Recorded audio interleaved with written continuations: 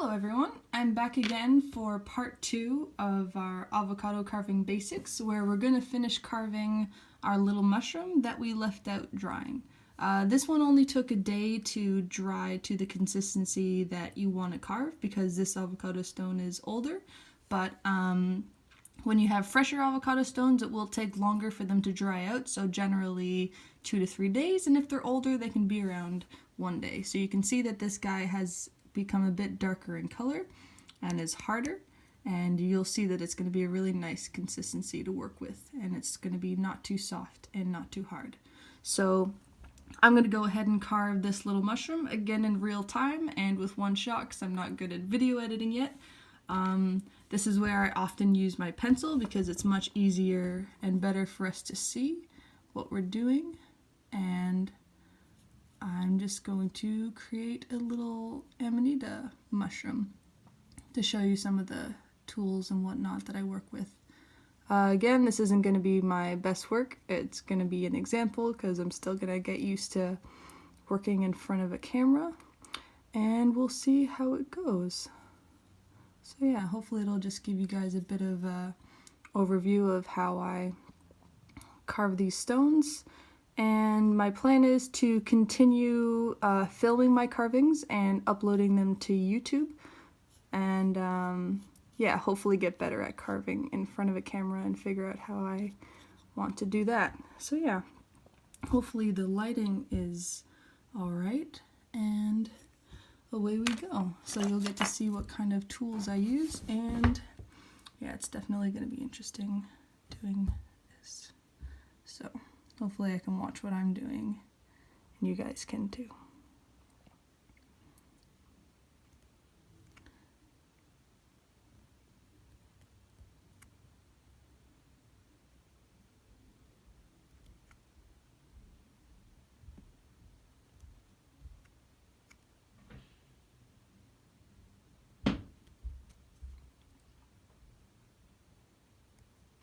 So I'm going to give you guys a tip. When I started out, I used my knife to kind of cut into the grooves, but the problem was that every single time it dried, you can see all the little imperfections and the cut marks you make. So I learned that I carve everything out with this small V tool because it saves you from cutting into the avocado stone and making cut marks that you might not like. And yes, you always have to be careful not to dig into things and cut in too much. It does take practice, but it does come.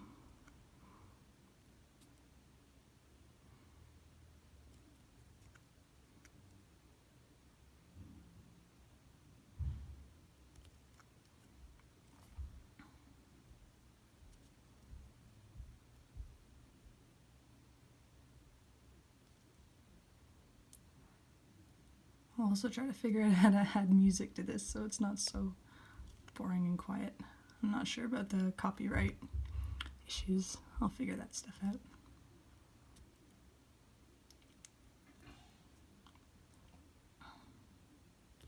So just bear with me and skip along if you like. I believe you are able to do that, and then just kind of see the parts that you want to see.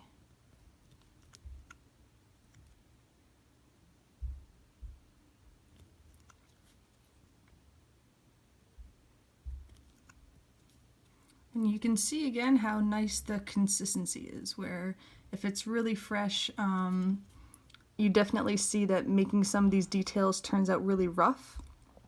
And yeah, your avocado stone can break easier. You definitely want to wait 1 to 3 days, depending on how old your stone is, to start doing the actual details when your stone is like this. Makes it much easier and nicer. And then you can even make more details when it dries more than that. But generally, what I personally do is that I kind of do my finishing touches at this stage, and that works well enough for what I do at the moment.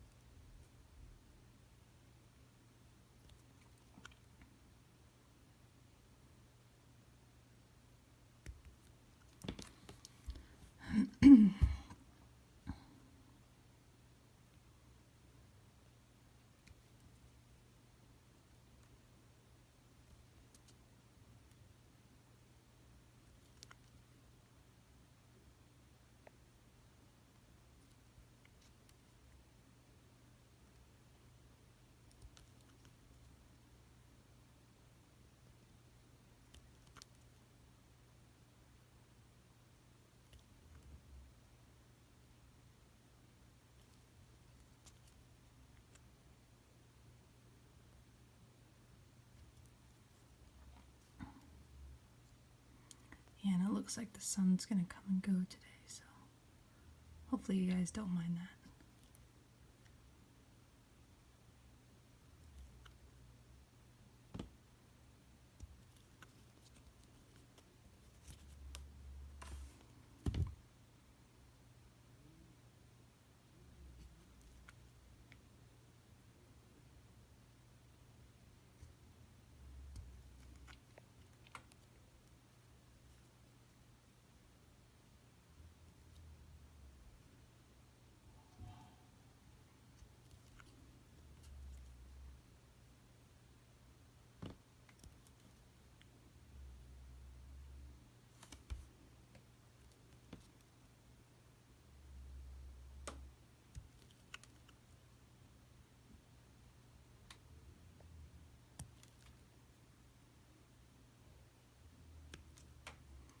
So yeah, what I'm doing right now is that I made my circles for the lumps, and if you do want to create different elevation points and textures, you do have to just kind of go down layer by layer. And yeah, that's where you kind of have to have some planning on what is going to be raised up and what you have to take down and cut down. And you'll see what I'm doing.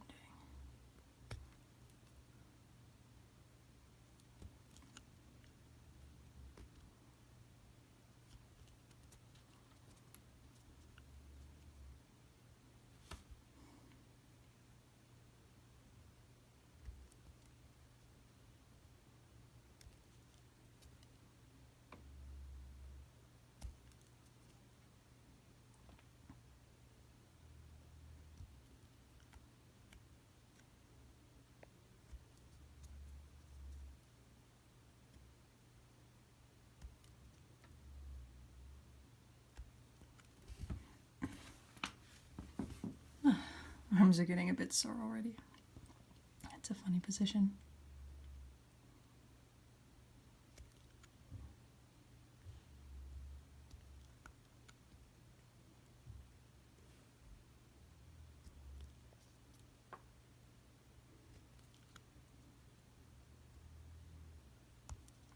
Yeah, I think I'll just do this one relatively quickly, and just to kind of give you guys an idea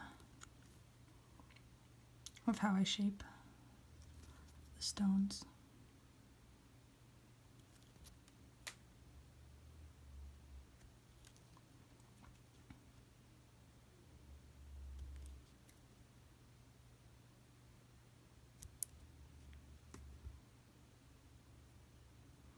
And hopefully the lighting isn't too bad. I'm not really watching that.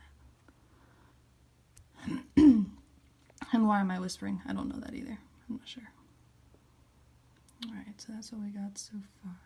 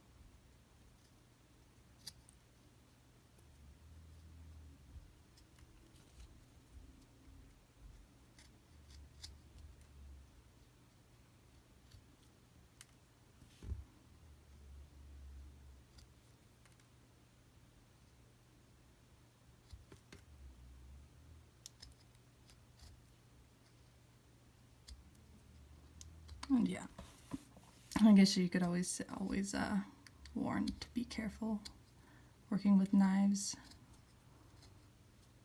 So try to make sure not to cut yourself.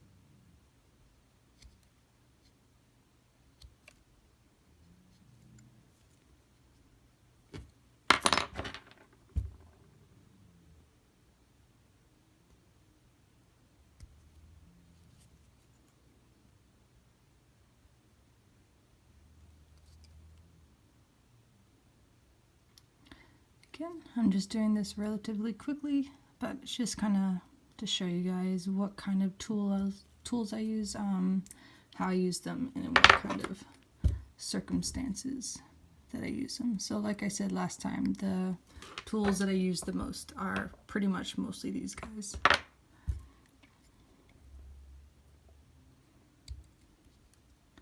And the knife that I'm using now was more expensive. I can't really remember how much it cost, but yeah, it was definitely well worth it to get kind of a proper knife like this. And it really helps because it has such a fine point at the top, so I can get into a lot of small spaces.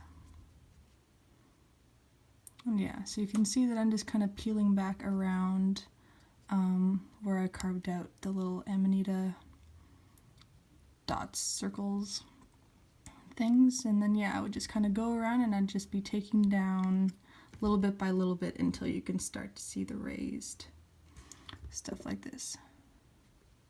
So this is definitely going to be a rough one, but you guys get the idea.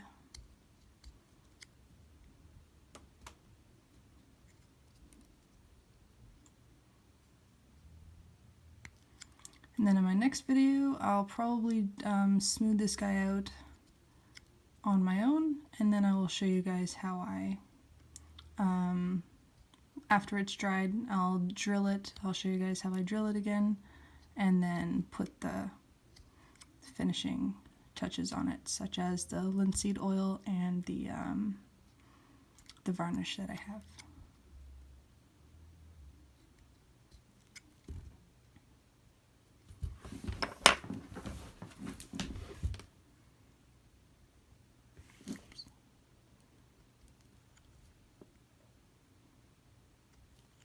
So yeah, and obviously when it gets harder, that's when it's easier to make it smooth as well.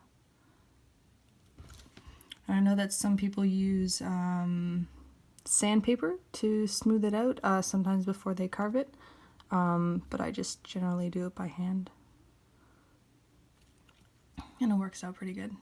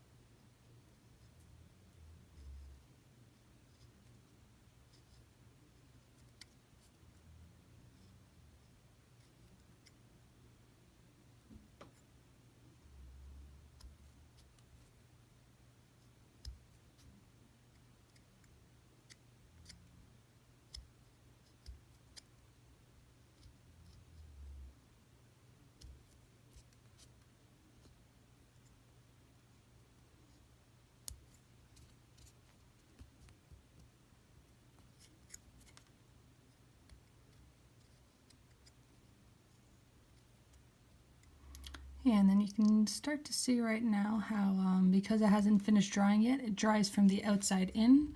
So the deeper you go, the easier it gets to carve, which is sometimes a good thing, and sometimes if it's too soft on the inside to the layers that you're getting down to, again, you just kind of wait another day or so, and then it will dry out, and then you can keep doing that. So yeah, I'm just doing this quickly.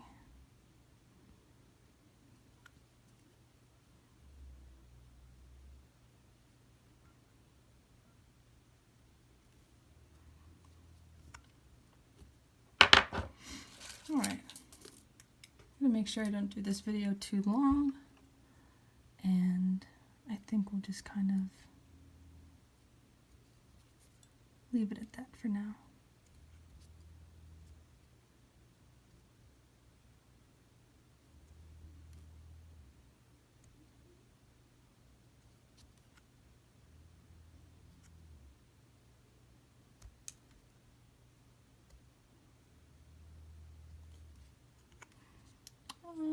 Maybe I'll make a little swirl in here to add some.